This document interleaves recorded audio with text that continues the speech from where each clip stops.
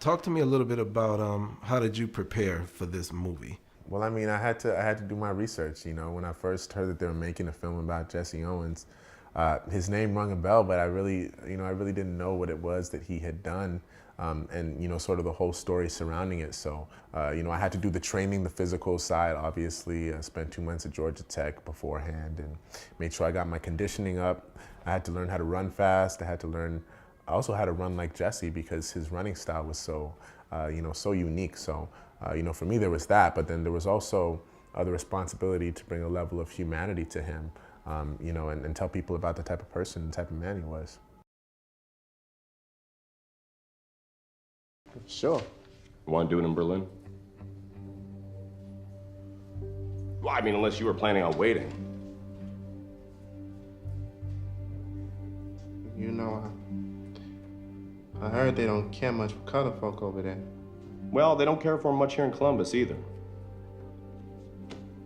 Is that gonna be a problem? No, sir. I just came here to run. How does that make you feel that here you are portraying a man who was trying to change perception even then, and here you are playing him now with all these diversity issues going on? Yeah, I think it's interesting because honestly, I don't think that Jesse intended to show anyone up or intended to prove a point or, put anything in anyone's face. He really just went over to Berlin because he loved running and he knew he was the best and he knew that he could do it. For me, obviously, it means a lot to portray a man like that who, almost without even knowing it, made the biggest statement, probably one of the biggest statements of the last 100 years for sure. The Olympic trials, they're coming up soon. Yes, sir.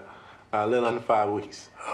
Well, no doubt you hope to qualify and take part. Well, yeah. I mean, yes, sir. Even under the Hitler regime? On behalf of Mr. White and his organization and the Negro community across America, I hope you don't go.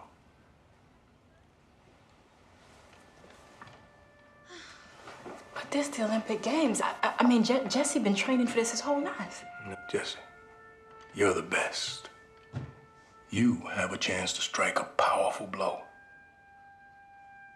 I know that it must sound hypocritical for any American to talk about racial bigotry in other countries, but that is the whole reason we must not go to these games. One of the things, me being from Detroit, it's a lot of people there obviously trying to emulate your success. I understand that even in this role, you weren't the first choice for this role, but you were ready when they called upon you. What kind of advice could you give just about being prepared at all times? Yeah, well, I mean, anyone can get a script for anything, Anyone can get a script for Selma, anyone can get a script for race, anyone can get a script for Star Wars. Are you ready? Are you prepared for that opportunity? Are you invested in your character, in the storytelling enough? I think that's important. I think it's important to hone in on your craft. There's so many other things in this business, and it's easy to get caught up in it, especially being a young person.